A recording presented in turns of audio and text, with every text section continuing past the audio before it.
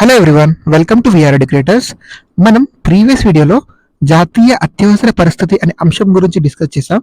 ఈ వీడియోలో మనం రాష్ట్రపతి పాలన, ప్రెసిడెన్సీ రూల్, రాష్ట్రపతి పాలన అనే అంశం గురించి నేర్చుకుందాం. ఈ రాష్ట్రపతి పాలన అనే టాపిక్ మనకి ఎగ్జామ్ పాయింట్ ఆఫ్ వ్యూలో చాలా చాలా ఇంపార్టెంట్. ఎందుకంటే ఈ రాష్ట్రపతి పాలన మనం ఎప్పుడు వార్తాపత్రికల్లో వింటూ ఉంటాం, చూస్తూ ఉంటాం. జమ్మూ కాశ్మీర్లో రాష్ట్రపతి పాలన, అరుణాచల్ ప్రదేశ్లో రాష్ట్రపతి పాలన, మిజోరాంలో రాష్ట్రపతి పాలన, ఇలా మనకు సబ్ హెడ్డింగ్స్ లో మనకు ఎప్పుడు కనబడుతూ ఉంటుంది. రీసెంట్ గా February 13, 2025 మణిపూర్ లో రాష్ట్రపతి పాలన అనే అంశం కూడా వార్తల్లో ఉంది. ఇలా రెగ్యులర్ గా ఏ టాపిక్ అయితే వార్తల్లో ఉంటుందో పాలిటిక్స్ సంబంధించి దానికి సంబంధించినటువంటి స్టాటిక్ మనం గుర్తుపెట్టుకుంటూ ఉండాలి. ఎగ్జామ్ పాయింట్ ఆఫ్ వ్యూలో చాలా చాలా ఇంపార్టెంట్. అయితే భారత రాజ్యాంగంలో ఈ అత్యవసర పరిస్థితులు అనేవి ఏ భాగంలో ఉన్నాయంటే 18వ భాగంలో ఉన్నాయి. ఏ భాగం అండి?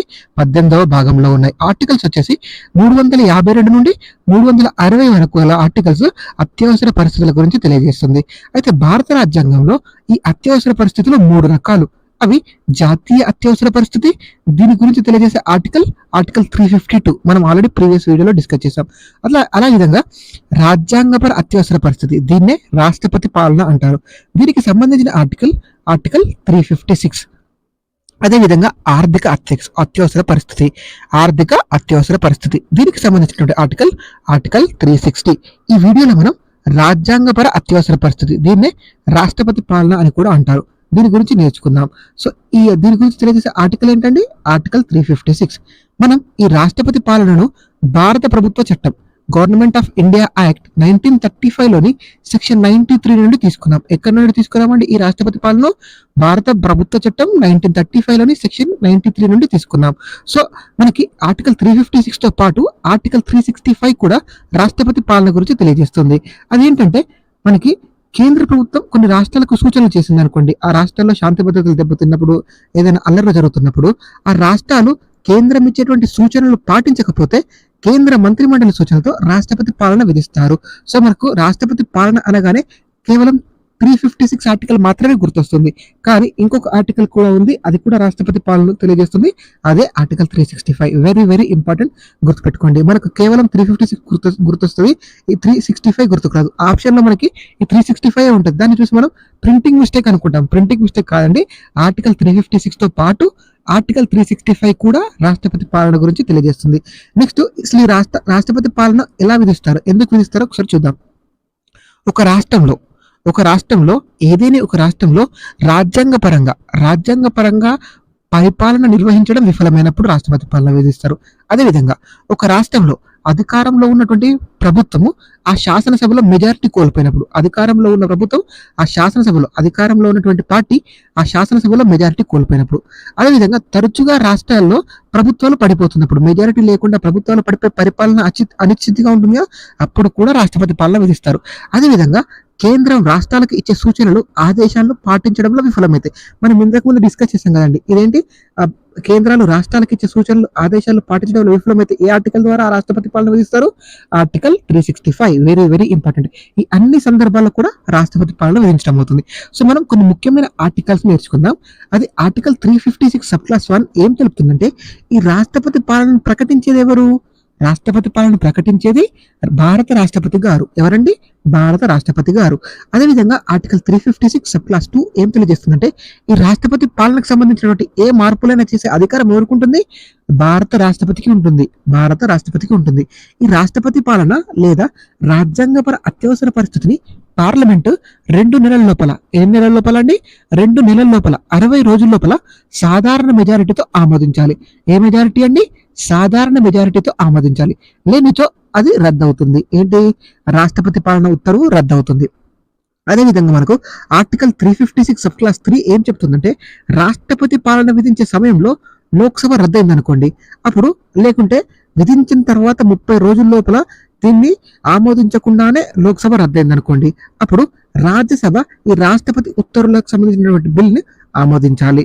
తర్వాత తిరిగి లోక్సభ ఏర్పడినటువంటి 30 రోజుల లోపల, ఎన్ని రోజుల లోపల అండి? 30 రోజుల లోపల ఈ రాష్ట్రపతి పాలనకు సంబంధించినటువంటి బిల్ని ఆమోదించాలి. ఆమోదించకపోయినటువంటి డెఫినెట్ గా ఆ ఉత్తర్వు రద్దయిపోతుంది. ఏమవుతుంది? రద్దయిపోతుంది. చాలా చాలా ఇంపార్టెంట్ అండి. ఈ ఆర్టికల్స్ గుర్తుపెట్టుకోండి. ఎన్ని నెలల లోపల ఆమోదించాలండి? సాధారణ మెజారిటీతో 2 నెలల లోపల ఆమోదించాలి. ఒకవేళ లోక్సభ రద్దయితే నూతనంగా లోక్సభ ఏర్పడిన తర్వాత కేవలం 30 రోజుల్లోనే ఆమోదించాల్సి ఉంటుంది. Very very important. అదేవిధంగా మనకు ఆర్టికల్ 356 సబ్ క్లాస్ 5 ప్రకారం ఒక రాష్ట్రంలో రాష్ట్రపతి పాలన 1 సంవత్సరం కంటే ఎక్కువ కాలం కొనసాగించాలంటే, 1 సంవత్సరం కంటే ఎక్కువ కాలం కొనసాగించాలంటే ఈ క్రింది సందర్భాల్లో ఒకటి తప్పనిసరి. ఏంటంటే అది జాతీయ అత్యవసర పరిస్థితి కొనసాగుతుంటే, ఒకవేళ మనకి అక్కడ ఆల్రెడీ దేశంలో జాతీయ అత్యవసర పరిస్థితి ఉందనుకోండి, అప్పుడు గాని, లేకుంటే రాష్ట్రంలో ఎన్నికలు నిర్వహించడం సాధ్యం కాదని కేంద్ర ఎన్నికల సంఘం ఒకవేళ నివేదిక ఇచ్చిందనుకోండి, అప్పుడు కూడా మనకి ఈ రాష్ట్రపతి పాలన 1 సంవత్సరం కంటే ఎక్కువ కొనసాగించే అవకాశం ఉంది. ఈ విషయాలను మనం ఏ రాజ్యాంగ సవరణ ద్వారా చేర్చామంటే 44వ రాజ్యాంగ సవరణ చట్టం 1978 ద్వారా మనం చేర్చాం. ఏ రాజ్యాంగ సవరణ చట్టం అండి? 44వ రాజ్యాంగ సవరణ చట్టం. ఏ సంవత్సరం అండి? 1978లో చేర్చడం జరిగింది. ఓకేనా అండి? జాతీయ అత్యవసర పరిస్థితి కొనసాగుతూనే ఉండాలి, లేదంటే ఆ రాష్ట్రంలో ఎన్నికలు నిర్వహించడం సాధ్యం కాదని election commission of India report అయినా ఇవ్వాలి. ఓకేనా? సాధారణంగా అసలు ఇప్పుడు 1 ఇయర్ కంటే ఎక్కువ అని చెప్పినాం కదా, అసలు సాధారణంగా ఈ రాష్ట్రపతి పాలన పరిమితి ఏంటి? మనకి విధించిన రోజు నుండి, ఏ రోజైతే రాష్ట్రపతి పాలన విధిస్తారో ఆ రోజు నుండి 6 నెలల పాటు ఉంటుంది ఈ రాష్ట్రపతి పాలన కొనసాగుతుంది. మరల దీన్ని పొడిగించాలంటే పార్లమెంట్ ఉభయ సభలు సాధారణ మెజారిటీతో దీన్ని ఆమోదించాలి. అలా ఆమోదిస్తే మనం పొడిగించుకోవచ్చు. గరిష్టంగా ఎప్పటి వరకు పొడిగించవచ్చు రాష్ట్రపతి పాలనను? 3 సంవత్సరాల వరకు పొడిగించవచ్చు. అట్లా ఎన్ని సంవత్సరాలు అండి? 3 సంవత్సరాలు. ఒకవేళ 3 సంవత్సరాల కంటే ఎక్కువ కాలం పొడిగించాలంటే రాజ్యాంగ సవరణ తప్పనిసరి. ఏంటండి? రాజ్యాంగ సవరణ తప్పనిసరి. సో గరిష్ట కాల పరిమితి ఎంత అండి? 6 నెలలు మాత్రమే. ఒకవేళ విధించిన తర్వాత మళ్ళీ 6 నెలలు పొడిగించాలంటే ఉభయ సభలు ఆమోదించాల్సి ఉంటుంది సాధారణ మెజారిటీతో. సో గరిష్టంగా మనకి 3 సంవత్సరాలు మాత్రమే. అదే మనకు జాతీయ అత్యవసర పరిస్థితి అనుకోండి, ఇలా గరిష్ట పరిమితి ఏం లేదు. 6 నెలలకోసారి ఎన్నిసార్లైనా మనం పొడిగించుకోవచ్చు. ఓకేనా అండి? వెరీ వెరీ ఇంపార్టెంట్, గుర్తుపెట్టుకోండి. సో మనకి నెక్స్ట్ ఈ రాష్ట్రపతి పాలన విధించినప్పుడు ఏం జరుగుతుంది? రాష్ట్రపతి పాలన విధించినప్పుడు ఏం జరుగుతుంటే ప్రాథమిక హక్కులు రద్దు కావు, ఫండమెంటల్ రైట్స్ అనేవి రద్దు కావు, న్యాయ వ్యవస్థ పైన, జ్యుడిషియరీ మీద ఎలాంటి ప్రభావం ఉండదు. అయితే రాష్ట్ర మంత్రిమండలి ఉంటుంది కదా, ఆ రాష్ట్ర మంత్రిమండలి అదేవిధంగా రాష్ట్ర కార్యనిర్వహణ శాఖ రద్దు అవుతుంది. అదే మనకు జాతీయ అత్యవసర పరిస్థితి విధించినప్పుడు ఇవేవి రద్దు కావు. రాష్ట్ర మంత్రిమండలి అట్లే ఉంటుంది, రాష్ట్ర కార్యనిర్వాహక శాఖ అలా ఉంటుంది. కానీ చట్టాలు చేసే అధికారం అప్పుడు కేంద్రం పార్లమెంట్కి వెళ్ళిపోతాయి. ఇక్కడ రాష్ట్ర మంత్రిమండలి రద్దు అవుతుంది, రాష్ట్ర కార్యనిర్వాహక శాఖ కూడా రద్దు అవుతుంది. రాష్ట్ర జాబితాలోని అన్ని అంశాలపై చట్టాలు చేసే అధికారం పార్లమెంటుకు లభిస్తుంది రాష్ట్రపతి పాలన విధించినప్పుడు.